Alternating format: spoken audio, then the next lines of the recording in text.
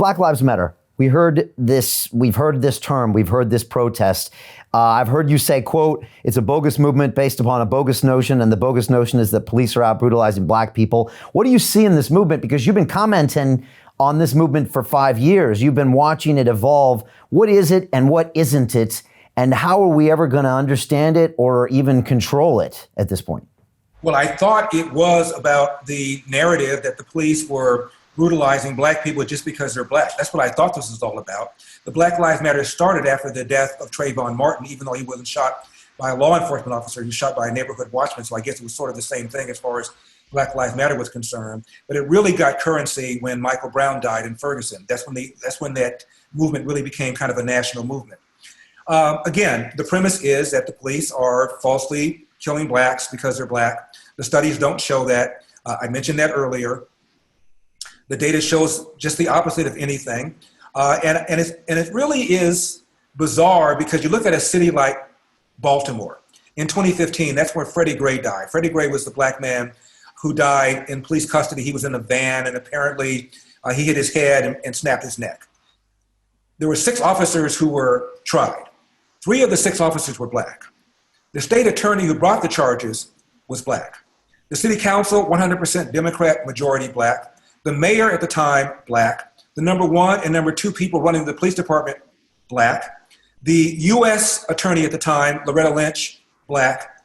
The United States president at the time, black. So black president, black AG, black state AG. 3 of the cops charged were black. A judge before whom 2 of the officers tried their cases was black. So you have all these black people running things, and we're talking about institutional racism. There was a comedian named Wanda Sykes, after Obama got elected, she said, how are you going to complain about the man when you are the man? So you have all these cities where they've been run by Democrats. I'm in LA. LA from 1992 to 2002 had back-to-back black police chiefs, including during the O.J. Simpson case. And the police chief at the time, Willie Williams, was so irritated by the assertions that the cops had planted evidence, he launched an investigation, published it during the trial, and it found that no officer did anything wrong. Nobody fabricated, concealed any evidence. And the people who thought O.J. Simpson was an innocent man wrongfully convicted by the racist LAPD still thought he was an innocent man wrongfully convicted by the racist, wrongfully tried by the racist LAPD. It didn't matter. And LA is about 40% Hispanic. So is the LAPD. LA is about 30% white. So is the LAPD. LA is 9% black. The LAPD is slightly higher than that as a percentage of black officers. And the rest are Asian and Pacific Islanders. And that's exactly the percentage of the LAPD that's Asian and Pacific Islander. So the LAPD mirrors the demographic representation of the city. We've had back-to-back black police chiefs. New York City also mirrors the demographics of its city. It doesn't matter. The same activists, no matter what happens when a black person gets killed, are in the streets yelling and screaming, tearing things up. Facts be damned. And yet when you try to bring up that if Black lives really matter, look at the black on black violence in Chicago. Kanye West tweets out 22.5 million abortions. I mean, when you try to address that, nobody wants to talk about that. And you're right. Chicago is on track for more homicides year to year than last year, I think by almost 100%, New York City as well.